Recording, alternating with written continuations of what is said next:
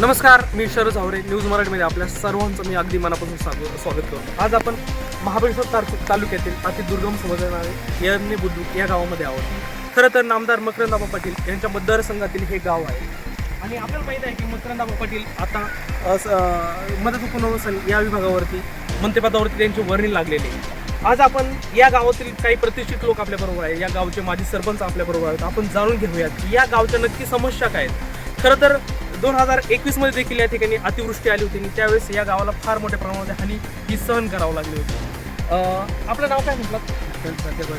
आपण या गावचे सरपंच, माजी सरपंच. नक्की काय समस्या आहे आता या गावामध्ये? समस्या आम्हाला मेन दळणवळणाचं साहित्य नाही, दळणवळणाचं साहित्य साधन नाही, फोन मोबाईल फोन वगैरे इकडे लागत नाही. आरोग्य सेवेचे आम्हाला गरज आहे, चांगल्या आरोग्य सेवेची गरज आहे आणि आमच्या गावाला संरक्षण दृष्टीची फार मोठी गरज आहे. कारण नदीच्या काठावर गाव असल्यामुळं कधी परत महापूर आला आणि अतिवृष्टी झाली तर आमचा गाव कधी वाहून जाऊ शकतो, उरलेला गाव सगळा वाहून जाऊ शकतो आणि आमच्या गावाला 10% सुद्धा शेती शिल्लक राहिलेली नाही. म्हणजे आम्ही मोलमजुरी करूनच पोट भरतोय आम्ही. आता मकरंदाबा पाटील जे आपले पूर्वीचे तुमचे आमदार होते त्यांच्या आता मदत पुनर्वसन या विभागावरती मंत्रिपदावरती वर्णी लागली होती.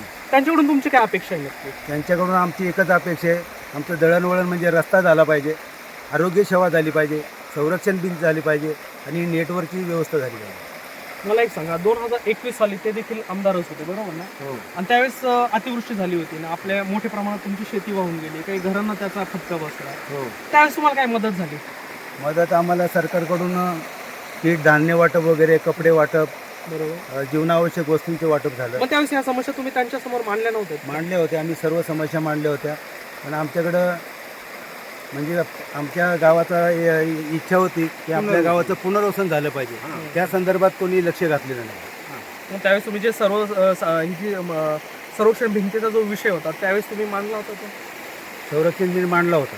मग आता काय झालं त्याच्यावरती नक्की? संरक्षण बिल मंजूर झाले पण अजून ती म्हणजे थोडक्यात अजून ते कागदावरती अजून कागदावरच आहे, त्याला अजून सुरुवात नाही. आता दोन महिने झालं पाऊस उघडलाय तरी अजून कामाला सुरुवात नाही. मग आबांकडून तुमची काय अपेक्षा? आमच्या आबांकडून एकच अपेक्षा, संरक्षण भिंतीला सुरुवात व्हावी लवकरात लवकर.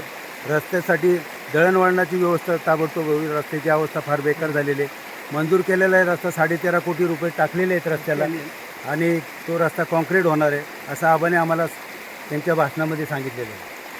थोडक्यात यांच्या अगदी छोट्याशा अशा समस्या आहेत त्याच्यावरती मकरंदाबा पाटील यांनी एक मंत्री म्हणून, एक आमदार म्हणून, एक लोकप्रतिनिधी म्हणून लवकरात लवकर याच्यावरती काहीतरी एक निर्णय घेऊन या लोकांना न्याय देण्याचा प्रयत्न करावा अशी त्यांची एक अपेक्षा आहे.